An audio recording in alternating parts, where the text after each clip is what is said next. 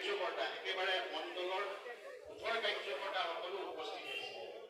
গতিকে আমি সকলোৱে একেলগে কম ভাৰত মাতা কি, ভাৰত মাতা কি।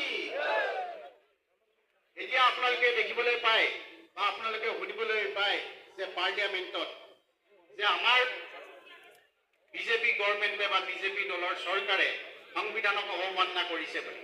আচলতে সংবিধানক অৱমাননা কেৱল কংগ্ৰেছে কৰিছে। কংগ্ৰেছে এতিয়াও ভীমৰাও আম্বেদকাৰ ডাঙৰীয়াক কোনো সন্মান নিদিলে। ইভেন তেওঁলোকে যি সময়ত আম্বেদকাৰ ডাঙৰীয়াই নিৰ্বাচন খেলিছিল সেই সময়ত যিজন আম্বেদকাৰ ব্যক্তিগত সহায়ক আছিল তেখেতক বাওঁপন্থীসকলৰ সমৰ্থনত নিৰ্বাচনত তেখেতক বিপৰীত দলৰ পৰা নিৰ্বাচন খেলিবলৈ উৎসাহিত কৰিছে। গতিকে সমৰ্থিত চৰকাৰ দিনত দিছে। তাৰপিছত কিন্তু সংবিধানত বাবা চাহেব আম্বেদকাৰ ডাঙৰীয়াৰ আমাৰ যি প্ৰতিচ্ছবি স্থাপন কৰিছে কিন্তু আমাৰ চৰকাৰে।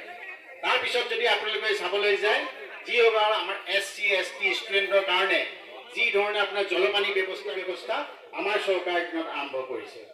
ঠিক তেনেদৰে যদি আপোনালোকে চাবলৈ যায় যে আজি বাবা ডাঙৰীয়াৰ একমাত্ৰ উদ্দেশ্য আছিল যে আমি সমতা স্থাপন কৰিব লাগে। আমি সমতা কি ধৰণে স্থাপন কৰিব লাগে যে আমি আমাৰ যিসকল পিছপৰা শ্ৰেণী আছে, যিসকল আমাৰ পিছপৰা জাতি আছে, পিছপৰা জনজাতি